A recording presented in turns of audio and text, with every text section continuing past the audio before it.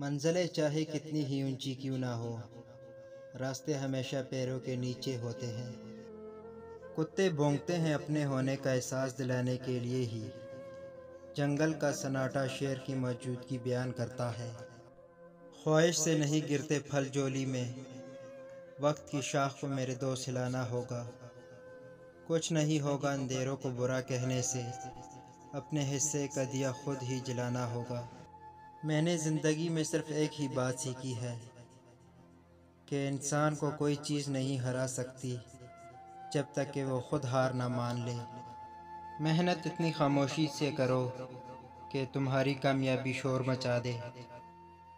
چیونٹی اگر کسی راستے سے گزر رہی ہو اور آپ اس کے سامنے انگلی رکھ دیں تو آپ کے انگلی اٹھانے کا انتظار نہیں کرے گی، بلکہ اپنا راستہ بدل کر اپنی منزل کی طرف چل پڑے گی۔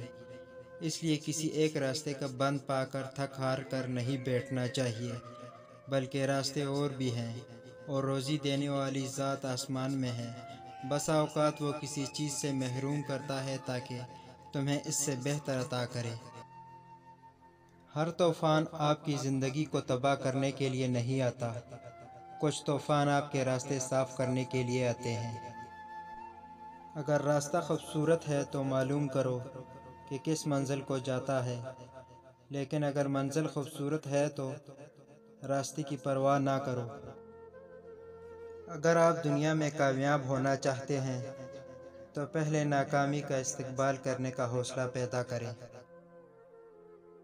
قابلیت اتنی بڑھاؤ کہ تمہیں ہرانے کے لیے کوششیں نہیں سازشیں کرنی پڑے۔ پوری دنیا میں صرف ایک ہی شخص ہے جو آپ کی زندگی کو بدل سکتا ہے، اور وہ آپ خود ہیں۔ ہم زندگی میں ضرور کامیاب ہوں گے اگر ہم ان نصیحتوں پر عمل کریں جو ہم دوسروں کو دیتے ہیں۔